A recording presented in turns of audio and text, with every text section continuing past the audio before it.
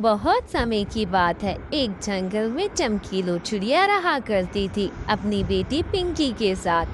वो दूसरों को हमेशा उल्लू बनाकर अपने काम किया करती। मामा, आप कहाँ जा रही हैं? मुझे डर लगता है, आप शाम को जल्दी आ जाना। नानी के घर आप बैठी न रहना, मैं आपका इंतजार करूंगी। चमकीलो को किसी काम से दूसरे जंगल जाना था। वो चली जाती है दूसरे जंगल। रास्ते में उसे एक पेड़ नजर आता है। वो थक कर वहाँ बैठ जाती है। अरे, ये तो बहुत ही बढ़िया पेड़ है। इसके पत्ते तो बिल्कुल ऐसे लगते हैं जैसे कोई आम का पेड़ हो, मगर इस पे आम क्यों नहीं लगे? आय हाय, मुझे तो एक सूचना याद आती है।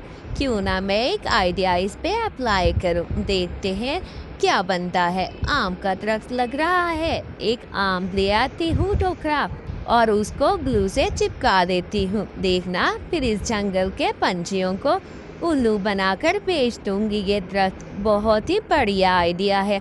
वैसे भी मुझे पैसों की सख्त ज़रूरत है। गुड़िया का भी मैंने एडमिशन करवाना है। ऐसे ही चमकीलो दुकान पे जाती है।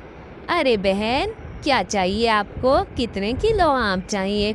देखें कैसे मीठे मीठे और रसीले रसीले आम हैं। बहुत ही बढ़िया हाई क्वालिटी के हैं। पूरे 300 रुपये किलो है। बताएं कितने तोल दूँ मैं आपको? आप लेना है। मीठे मीठे बिल्कुल पके हुए हैं। आप बस खाएंगी तो देखती रह जाएंगी। हाँ भाई बंटी, आप ऐसा करें, एक टोकरा मुझे दे दे, मुझे चाहिए।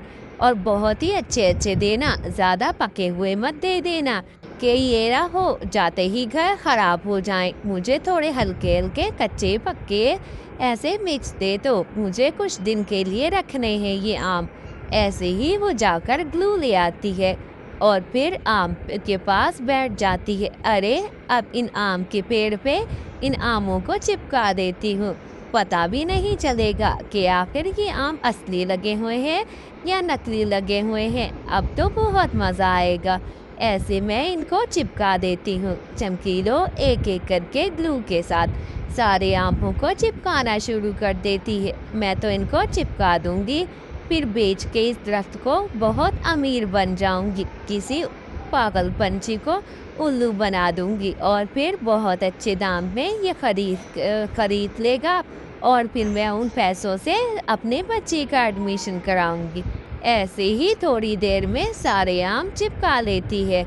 अरे, ये तो बिल्कुल आम का पेड़ लग रहा है। कितने सुंदर, कितने प्यारे आम लग रहे हैं। इन पे तो आम ऐसे लग रहे हैं जैसे कि बस ये आम पके हुए हैं। इतने सुंदर।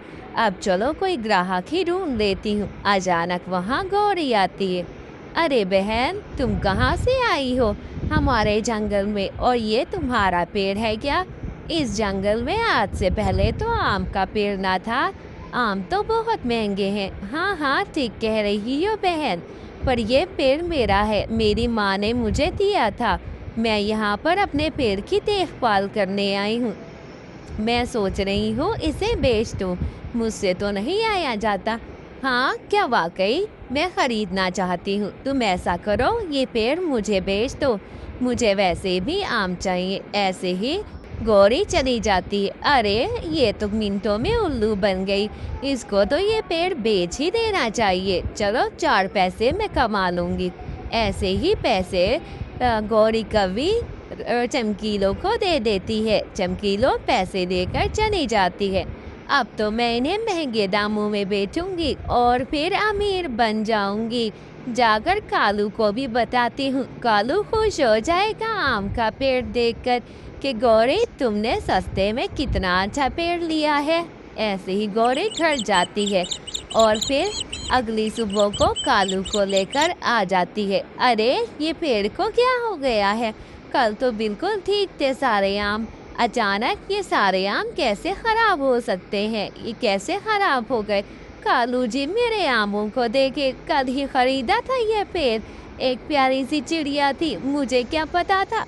तुम्हें तो कुछ पता नहीं लगता, फिर क्यों जाती हो लेने? ऐसे सारे पैसे ज़ाया कर दिए तुमने, अपनी सारी जमा पूंजी। ऐसे ही थोड़ी देर में एक एक करके सारे आम के पेड़ से आम गिर जाते हैं और वो जमीन पे पड़े होते हैं। देखा देखा तुम्हारी जल्दबाजी का नतीजा, तुम्हें बना गई ना कोई उल्लू। ऐसे ही वो रोती रहती है